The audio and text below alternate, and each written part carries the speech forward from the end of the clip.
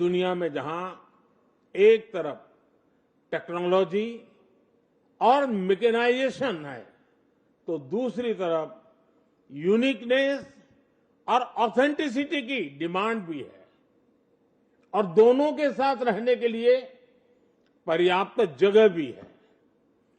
जब भी handmade design या टेक्सटाइल की बात आती है, अनेकों बार हमारे कलाकारों का बनाया कुछ ना कुछ दूसरों से कुछ अलग दिखता है। आज जब सारी दुनिया में लोग एक दूसरे से अलग दिखना चाहते हैं, तो ऐसी कला की डिमांड भी और बढ़ जाती है। इसलिए आज भारत में हम स्केल के साथ ही इस सेक्टर में स्किल पर भी बहुत जोर दे रहे हैं। देश में national institute of fashion technology यानी निफ्ट का नेटवर्क 19 संस्थानों तक पहुंच चुका है। इन संस्थानों से आसपास के बुनकरों और कारीगरों को भी जोड़ा जा रहा है। उनके लिए समय समय पर विशेष प्रोग्राम रखे जा रहे हैं ताकि उन्हें नए ट्रेंड, नई टेक्नोलॉजी की जानकारी मिल सके। स्किल डेवलपमेंट और कैपेसिटी बिल्डिंग के लिए हम समर्थ योजना चला रहे हैं। इसके तहत 2.5 लाख से अधिक व्यक्तियों को ट्रेनिंग दी जा चुकी है। इनमें से अधिकतर महिलाएं हैं और इनमें से 2.25 लाख से ज्यादा साथी इंडस्ट्री में प्लेस भी हो चुके हैं। साथियों, बीते दशक में हमने एक और नया आयाम जोड़ा है। ये आयाम है वोकल फॉर लोकल का। आज पूरे देश में वोकल फॉर लोकल और लोकल टू ग्लोबल का जन आंदोलन चल रहा है।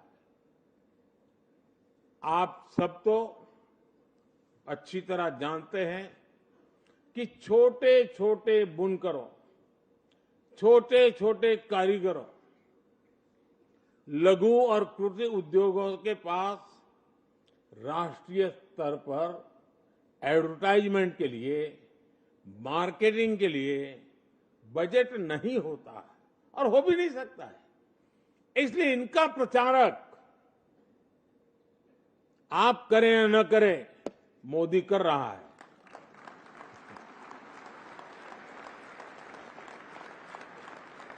जिनकी गारंटी कोई नहीं लेता, उनकी गारंटी मोदी लेता है।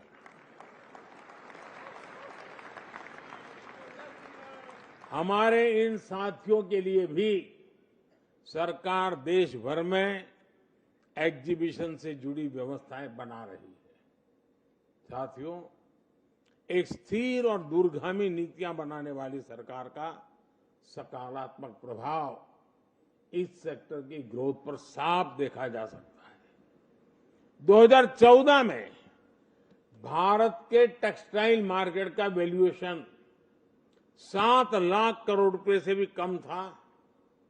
आज ये 12 लाख करोड़ रुपए को भी पार कर गया है।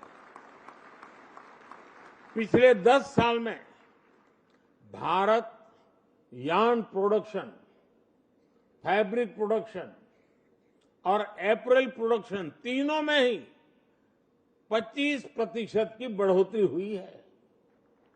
सरकार का जोर इस सेक्टर में क्वालिटी कंट्रोल पर भी है। 2014 से के बाद से ऐसो 380 के करीब BIS स्टैंडर्ड्स बनाए गए हैं, जो टेक्सटाइल सेक्टर की गुणवत्ता को सुधारने में मदद कर रहे हैं। सरकार के ऐसे प्रयासों की वजह से ही इस सेक्टर में विदेशी निवेश भी लगातार बढ़ रहा है।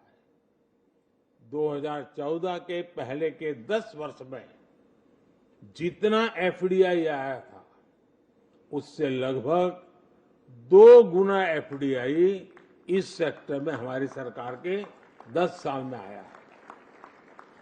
साथियों, भारत के टेक्सटाइल सेक्टर की ताकत को हमने देखा है और इससे मुझे बहुत अपेक्षाएं हैं। आप सभी क्या कुछ कर सकते हैं, ये हमने कोविड के दौरान अनुभव किया है। जब देश और दुनिया पीपीई किट्स और मास्क की भारी कमी से जूझ रही थी, तो भारत का टेक्सटाइल सेक्टर आगे आया। सरकार और टेक्सटाइल सेक्टर ने मिलकर पूरी सप्लाई चेन को एकजुट कर दिया। रिकॉर्ड समय में देश ही नहीं बल्कि दुनिया तक पर्याप्त मास्क और किट पहुंचाए।